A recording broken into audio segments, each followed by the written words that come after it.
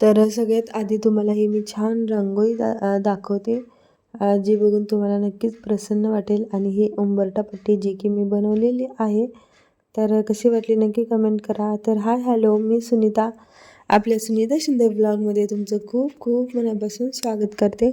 तर आज आहे आमच्या अंशूचं बोरनान, आणि बोरनांसाठी आम्ही काय काय तयारी केली, कशी तयारी केली याचा डिटेल व्हिडिओ मी शेअर केला आहे. तर तो नक्की शेवटपर्यंत बघा. तर इथे बघा मी छान असं म्हणजे जे आपण गोळ्या बिस्किट काय काय आणतो ते छान असं छोटे छोटे प्लेट आणलेले होते यूज अँड थ्रोच्या, आणि त्याच्यामध्ये भरून ठेवलं होतं. इथं सगळं आमचं अगदी बलूनपासून ते पतंग काढणे इथंपासूनची सुरुवात होती. आणि ही मला वाटते अचानक असणारी सुरुवात फक्त आमच्याकडेच असते की तुमच्याकडे पण असते, अशी गडबडीत नक्की कमेंट करून सांगा. तर इथे बघा माझे बलून पण फुगवायचे चालू होतं, कारण बलून फुगवायचे काम हे माझ्याकडं असतं, कारण ते मला पटपट होतं. आता अंशूच्या बड्डेला वगैरे चांगली आता प्रॅक्टिस झाले, त्यामुळं होऊन जातो बरं का पटपट.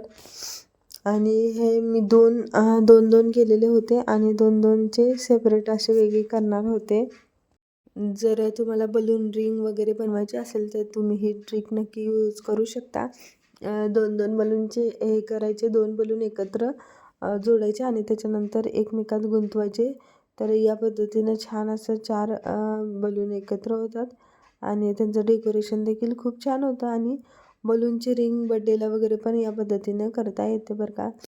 आणि आमच्या अंशूला ना खरं सांगायचं तर बलून खूप आवडतात, त्यामुळे आम्ही कार्यक्रम कोणताही असो बलून डेकोरेशन हे आमच्यात कंपल्सरी असतंच अंशूसाठी. स्मार्ट वर्क बघा, कमीत कमी वेळात जास्तीत जास्त पतंग बनवण्याचं काम केलेलं आहे त्यांनी. एकदम कटरच्या साहाय्यानं सगळे कट करून लावलेले. रात्री कंपनीतून आल्यानंतरचं हे सगळं आमचं डेकोरेशन चाललेलं होतं. दुपारी माझं पण थोडं काम चालू होतं, त्यामुळं मला काही जास्त डेकोरेशनला वेळ मिळाला नाही.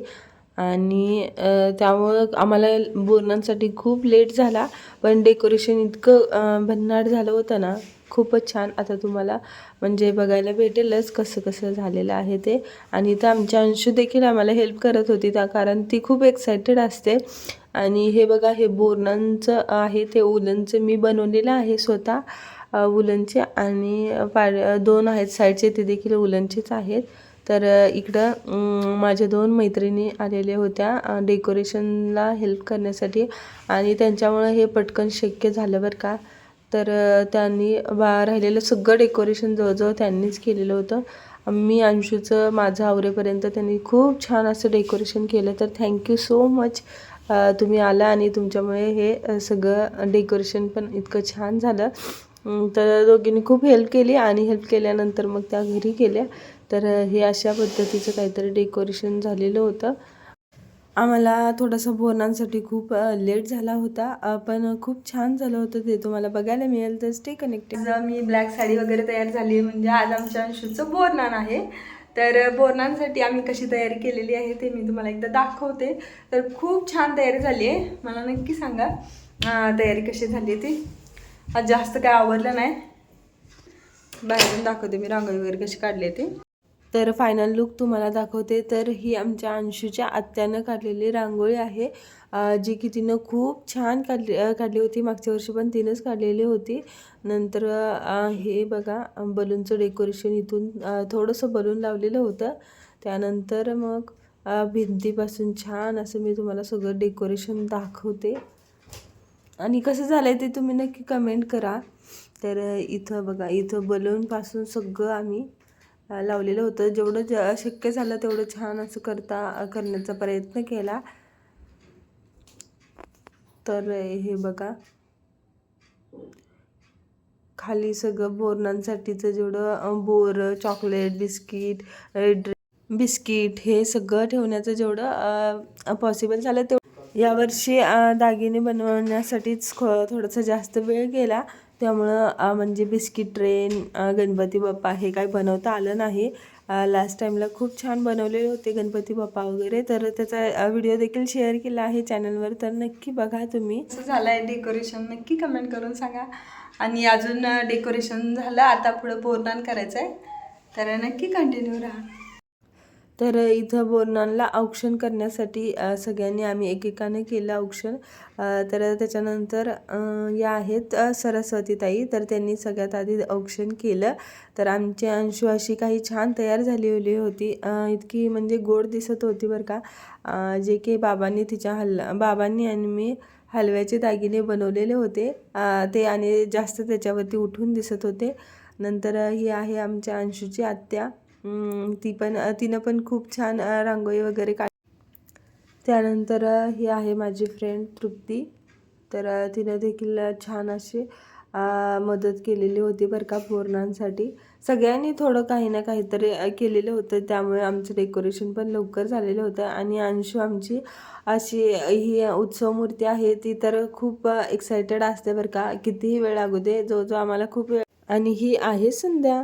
तर आम्ही असं 4 ते 5 जणीच होतो, कारण खूप वेळ झाला, त्यामुळे जास्त जणींना जास्त नाही बोलवता आलं ते. तर आम्ही सगळ्यांनी औक्षण केलं आणि लास्टला फक्त मी राहिलेले होते औक्षणासाठी. तर औक्षणासाठी अंशूला खूप छान वाटत होतं, की तिला वाटत होतं की बड्डेच आहे माझा. तर इथं आम्ही दोघींची तिचा ड्रेस आणि माझी साडी थोडंफार मॅचिंग करायचं होतं, त्यामुळे मी हा ड्रेस चॉईस केला होता तिचा. फक्त आमचं कलर कॉम्बिनेशन थोडंसं चेंज झालं. सासूकडे होती ती, मला माहितच नव्हतं त्यांच्याकडे रेड ब्लॅक कॉम्बिनेशन. शेवटी मग आम्ही दोघांनी फोटो सेशन केलं थोडंसं, कारण डेकोरेशन आहे म्हटलं की त्याच्यासोबत थोडीशी एखादी मुवमेंट तरी पाहिजे, त्यामुळे मग एक छोटासा व्हिडिओ बनवला. त्यानंतर आम्ही दोघांनी थोडंसं तिला बोरनान केलं. तर 1-2 वर्ष पहिले 1-2 वर्ष तिला एवढं जास्त समजत नव्हतं, पण आता छान समजते, त्यामुळे तिने छान एन्जॉय केला बोरनांसाठी. तर जे काही सगळं चिरमुरे हे पडत होतं, ते तिने छान असं डोळे झाकून एन्जॉय करत होती, हातात घेत होती. पण पहिल्या वर्षी ती खूप रडत होती. खरंच म्हणजे यामुळेच मुलांचं बोरनान म्हणा हे एक 5 वर्षापर्यंत तर केलं पाहिजे. नंतर मग आम्ही सगळ्यांनी प्रत्येकानं तिला बोरनान केलं. सगळ्यांनी कधी कधी एकत्र करतात, नाहीतर कधी एकत्र नाहीतर एक एक जण करतात, पण आम्हाला जास्त तिथं डेकोरेशनमुळे जागा नव्हती, त्यामुळे सगळ्यांनी थोडं थोडं केलं. आणि अंशू आमची बघा छान एन्जॉय करते. तर कसा वाटला व्हिडिओ नक्की कमेंट करून सांगा. बाय.